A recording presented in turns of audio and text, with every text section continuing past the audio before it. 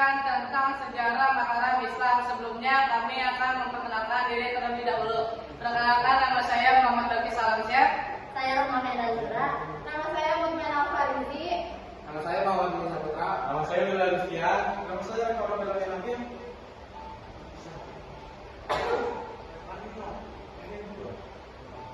Yang pertama saya akan membacakan identitas Mataram.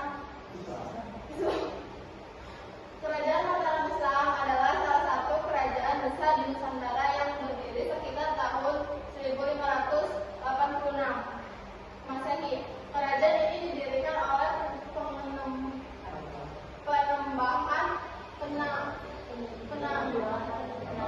penambahan Senopati atau Danang Sutawijaya yang merupakan putri Ki Ageng Pemanahan, seorang pengikut setia Sultan Hajang.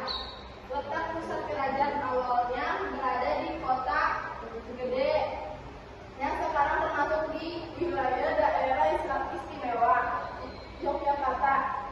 Agama yang dianut oleh kerajaan ini adalah Islam dan bahasa sehari-hari yang digunakan adalah bahasa Jawa.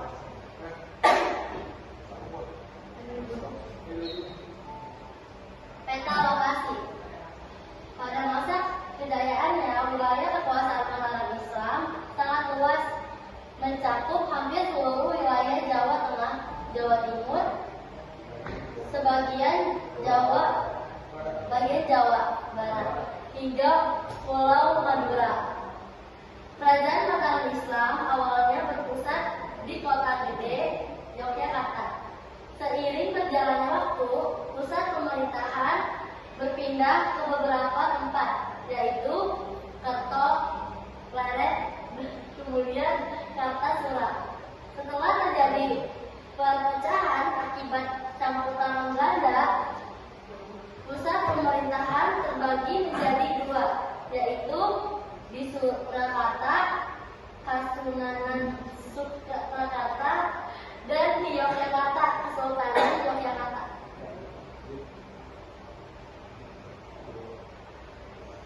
Sejarah Mataram Islam. Kerajaan Mataram Islam muncul setelah munculnya kerajaan Hajang.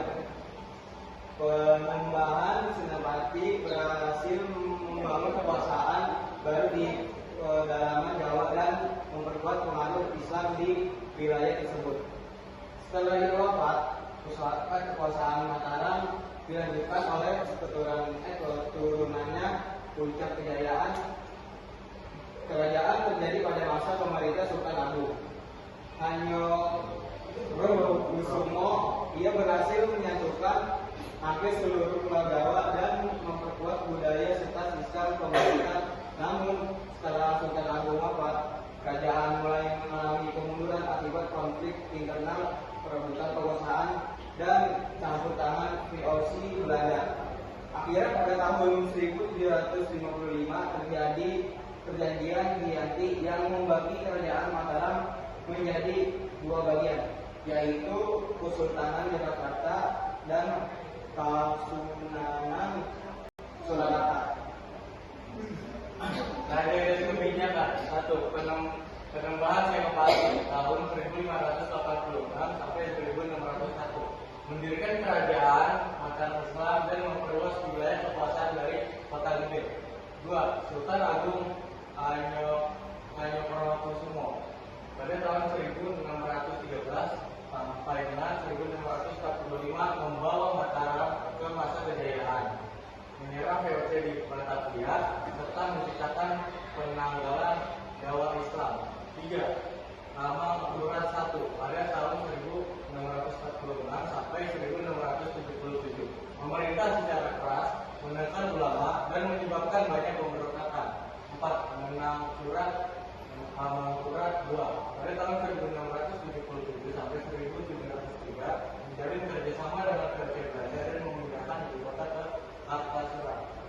5. Amakura 3 dan Pakubuwono 1 tahun 1703 sampai 1719, terjadi perang saudara dan VOC makin berkuasa. 6. Pakubuwono 2 tahun 1726 sampai 1749, menghadapi pemberontakan besar, termasuk Perang Cina atau Geger Cina. 7. Paku Buwono III tahun 1749 sampai 1788.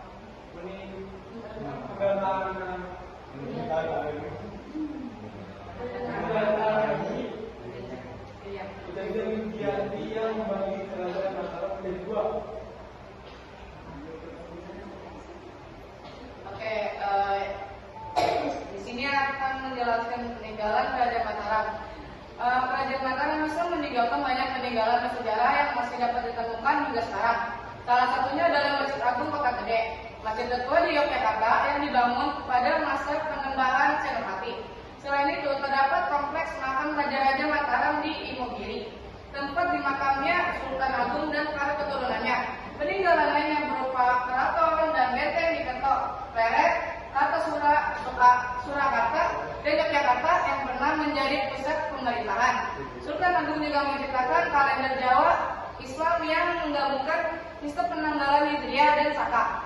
Dalam bidang kebudayaan, Mataram Islam meninggalkan warisan seni seperti tari budaya, gamelan, dan batik klasik yang masih dilestarikan hingga kini.